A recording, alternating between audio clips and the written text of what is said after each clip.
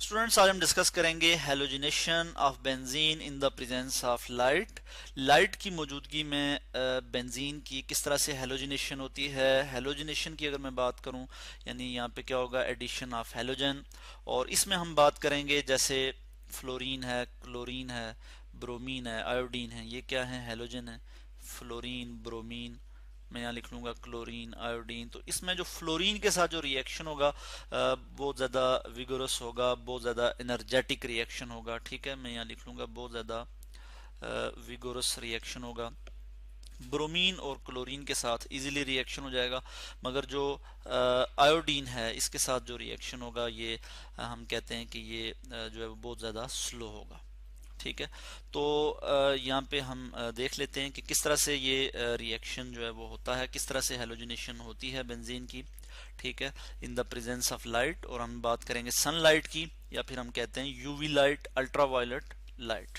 ठीक है जी, तो इसमें हम मैं यहाँ पे लिख लेता हूँ बेंजीन का एक यहाँ पे स्ट्रक्चर लिख लेता हूँ। और यहाँ पे मैं लिखूंगा जी कि in the presence of sunlight जो है वो, फर्ज किया यहाँ पे मैं क्लोरीन लिख लूँ Cl2, तो क्या हो जाएगा जी, हमारे पास रिजल्ट क्या आ जाएगा। यहाँ पे मैं सनलाइट लिख सकता हूँ या यूवी यूवी यहाँ पे लिख सकता हूँ, अल्ट्रावायलेट लाइट। और क्या हो जाएगा यहाँ पे इसमें कि क्लोरीन जो है वो इसमें ऐड हो जाएगा बेंजीन रिंग में किस तरह से ऐड होगा ये मैं यहाँ पे आपको बता दूं। 6 क्लोरीन के एटम इसमें जो है वो ऐड हो जाएंगे। यहाँ पे ये इसकी अनसेचुरेशन खत्म हो जाएगी, यानी ये डबल बॉन्ड है इसके, ये खत्म हो जाएंगे। और आपको पता है कि हर कार्नर पे क्या है, एक कार्बन है। ठीक है, और एक हाइड्रोजन है बेंजीन के केस में। तो यहाँ पे मैं लिखूंगा एक हाइड्रोजन तो है ही ऑलरेडी, मगर साथ एक क्लोरीन इधर ऐड हो जाएगा। इसी तरह यहाँ पे भी एक जो है वो क्लोरीन का एटम इधर मैं लिख लूंगा, इसी तरह यहाँ पे एक हाइड्रोजन। ठीक है, यानी ये हर तरफ, यानी हर कार्बन के साथ एक हाइड्रोजन और एक क्लोरीन जो है वो ऐड होते जाएंगे इस तरह से। और ये मैं यहाँ पे लिख लेता हूँ। ठीक है, और ये हमारे पास जो है वो क्या आ गया जी कि क्या हो गई जी, हैलोजिनेशन हो गई। यहाँ पे क्लोरीन जो है वो ऐड हो गया। ठीक है, बेसिकली ये एडिशन रिएक्शन है जिसमें क्लोरीन ऐड हो रहा है, किसमें जी, बेंजीन में। यहाँ पे मैं हाइड्रोजन लिख लूंगा।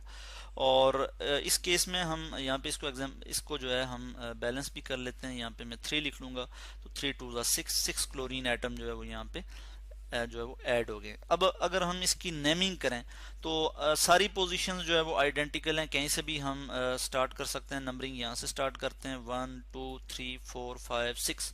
ठीक है, तो यानी 1 2 3 4 5 6 ऑल पोजीशन पे जो है वो क्लोरीन की एडिशन हुई है। तो मैं यहाँ लिखूंगा 1 2 3 4 5 6। टोटल कितने क्लोरीन ऐड हुए हैं, 6। ठीक है, तो मैं यहाँ पे इस तरह से हाइफन डालूंगा और यहाँ पे लिखूंगा hexa chloro CHLORO, hexa chloro और साइक्लोहेक्सेन। ठीक है, हेक्सा क्लोरो साइक्लोहेक्सेन HE। मैं इसको ज़रा जो है वो बेहतर करके लिख लूँ और ज़रा स्पेस दे देता हूँ यहाँ पे, HEXANE। ठीक हो गया, यानी 1 2 3 4 5 6 हेक्साक्लोरो साइक्लोहेक्सेन ये हमारे पास आ जाता है। और सनलाइट की मौजूदगी में हमने देखा कि क्या रिएक्शन हो जाता है, कि क्लोरीन की एडिशन हो जाती है। और इसी तरह ब्रोमीन भी जो है वो इसी तरह ऐड हो जाएगा, कि अगर हम ब्रोमीन का देखें रिएक्शन तो वो भी इसी तरह जो सनलाइट की मौजूदगी में बेंजीन के साथ रिएक्ट कर जाता है और एडिशन प्रोडक्ट जो है वो देता है। और इसमें हमने देखा कि ये जो रिएक्शन है ये विदाउट कैटलिस्ट होता है। यहाँ पे कोई कैटलिस्ट हमने नहीं यूज किया, जस्ट हमने सनलाइट यूज की है।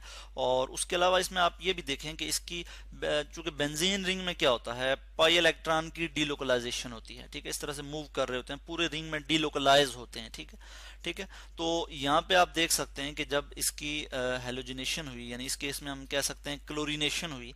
ठीक है, तो इसकी जो डीलोकलाइजेशन है, रिंग डीलोकलाइजेशन थी जो पाई इलेक्ट्रॉन की, वो परमानेंटली जो है वो ब्रोकन डाउन हो गई है। और जो है वो यहाँ पे क्लोरीन जो है वो, क्लोरीन के 6 एटम जो है वो इसमें ऐड हो गए हैं। तो इस तरह से आज हमने स्टडी किया halogenation of benzene in the presence of light.